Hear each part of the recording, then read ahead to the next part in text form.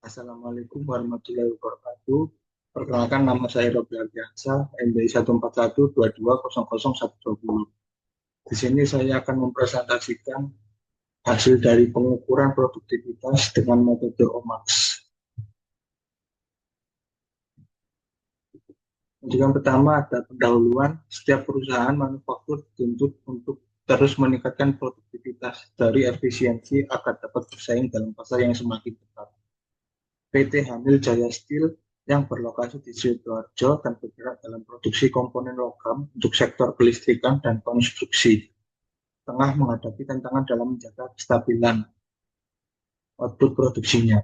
Dalam beberapa bulan terakhir, fluktuasi harga bahan baku impor telah mempengaruhi biaya produksi, sehingga diperlukan analisis yang sistematis untuk mengidentifikasi akar permasalahan dan menentukan prioritas perbaikan. Metode objektif matriks merupakan alat manajemen yang efektif untuk mengevaluasi kinerja perusahaan secara kuantitatif berdasarkan beberapa indikator. Dengan menggunakan pendekatan ini, perusahaan dapat menilai pencapaian di berbagai aspek operasional dan menentukan area yang paling membutuhkan perhatian. Oleh karena itu, penelitian ini bertujuan untuk menganalisis produktivitas di PT Hamil Jaya Steel Prima dengan menggunakan metode OMAX sebagai dasar dalam pengambilan keputusan perbaikan. Untuk tujuan pengukuran OMAX adalah untuk menyediakan suatu sistem evaluasi kinerja yang terstruktur, objektif, dan kuantitatif dalam rangka mencapai sasaran organisasi secara efektif. Melalui metode ini, setiap tujuan strategis organisasi dijabarkan menjadi indikator-indikator kinerja yang spesifik dan dapat diukur secara numerik. Pengukuran ini bertujuan agar setiap unit kerja memiliki arah yang jelas dalam pencapaian target, serta mempermudah manajemen dalam memantau kemajuan dan mengidentifikasi hambatan secara sistematis. Dengan pertimbangan 4 kriteria utama yang berperan sebagai input agar manajemen dapat mengambil keputusan berdasarkan data yang objektif, memperkuat koordinasi antar bagian, dan mendorong budaya kerja yang berorientasi pada hasil serta perbaikan berkelanjutan. Untuk yang pertama, menentukan kriteria pengukuran dan data-data. 4 kriteria pengukuran yang merupakan input meliputi kriteria 1, bahan baku, input 1. Dan kriteria 2, tenaga kerja, input 2. Kriteria 3, mesin, input 3. Dan kriteria 4, energi input. Untuk periode ada 13, yaitu dari bulan Januari 2024 sampai Januari 2025. Untuk inputnya ada kriteria 1, 2, 3, dan 4. Untuk outputnya 98750, 89.800, dan seterusnya. Untuk selanjutnya, perhitungan rasio performance tiap kriteria pengukuran. Untuk rumusnya, rasio performance sama dengan output dibagi input. Untuk perhitungan rata-rata M dan standar deviasi, untuk rumusnya seperti ini. Perhitungan rata-rata dan standar deviasi. Untuk rata-ratanya, rata-rata sama dengan 1 bagi N sigma XI. Untuk standar deviasi, akar sigma XI dikurang rata-rata. Jadi N dikurangi 1. Di mana sigma standar deviasi rata-rata tiap kriteria diukur, XI rasio tiap kriteria, sampai nilai perform setiap kriteria. Untuk N, jumlah data. Untuk di sini perhitungan rata-rata M dan standar deviasi. Untuk standar deviasi input 1 itu didapatkan 3,03, input 2 165,55, input 3 191,13, input 4 255,62. Selanjutnya ada perhitungan batas kontrol atas, batas kontrol bawah. Untuk rumusnya degree of accuracy DA sama dengan standar deviasi dibagi rata-rata. Untuk confidence level dengan 1 dikurangi degree of accuracy. Untuk batas kontrol atas rata-rata ditambah standar deviasi. Untuk batas kontrol bawah rata-rata dikurangi standar deviasi. Di sini komponennya ada standar deviasi, rata-rata, degree of accuracy, confidence level, batas kontrol atas, batas kontrol bawah. Untuk input 1 dapatkan standar deviasi 3,03, untuk input 2 165,55, input 3 191,13, input 4 255,62. Untuk menentukan target sasaran ini ada target sasaran akhir dengan skor 10, sasaran jangka pendek skor 3, untuk nilai produktivitas terendah skor 0.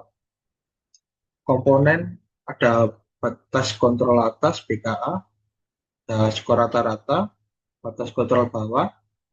Untuk kriteria 1 dapatkan BKA 9,50, skor rata-rata 6,46, untuk PKB 3,43, dan seterusnya.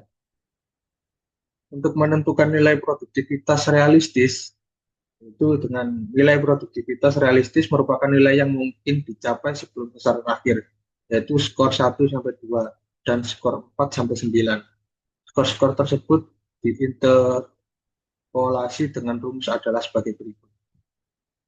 Untuk interval 0-3, skor 3 sampai skor 0, BKA dikurangi BKB dibagi 3. Untuk interval 3 sampai 10, BKA dikurangi BKB dibagi 7. Untuk di sini input 1 didapatkan BKA-nya 9,50, input 2 611,07, input 3 726,10, input 4 895,89. Untuk input satunya yang di interval 0-3 itu didapatkan 2,02, input 2 110,36, input 3 127,42, input 4 170,42. Untuk interval 3 sampai 10 didapatkan input 1 0,87, input 2 47,30, input 3 54,61, input 4 73,04. Untuk menentukan nilai bobot kriteria, yaitu untuk kriteria 1 itu diisi dengan 1, untuk kriteria 2 itu 5, kriteria 3 8, kriteria 4 4, dan seterusnya.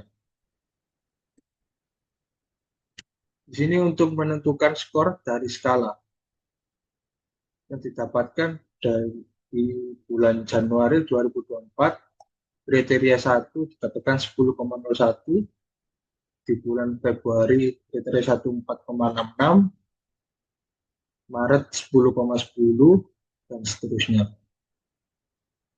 Untuk di sini kriteria 1 BKA didapatkan 9,50, kriteria 1 BKB didapatkan 3,43, average 6,46, bobot 0,61, interval 0 sampai 3 2,02, interval 3 sampai 10 0,87.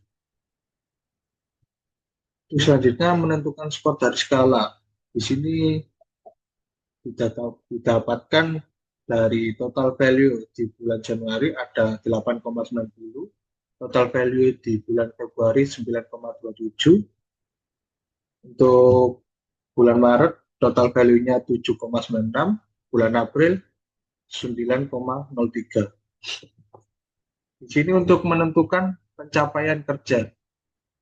Untuk bulan Januari pencapaian kerjanya 8,90, Februari 9,27, Maret 7,96, April 9,03, Mei 9,44, Juni 9,18, Juli 8,00, Agustus 8,60, September 8,47, Oktober 8,61, November 8,53, Desember 2024 9,04, Januari 2025 8,15. Untuk selanjutnya ada menentukan pencapaian kerja. Di sini ada grafiknya. Berdasarkan grafik pencapaian kerja, kinerja meningkat dari Januari 8,90, ke Februari 9,27, lalu turun di Maret 7,96, April naik lagi ke 9,03, lalu kembali naik pada bulan Mei 9,44, lalu turun lagi di Juni 9,18, lalu turun tajam di Juli 8,00, Agustus naik ke 8,60, kinerja turun di September 8,47, lalu naik sedikit di Oktober 8,61, November 8,53, lalu naik di akhir tahun Desember di 9,04, dan awal Januari 2025 turun di angka 8,15.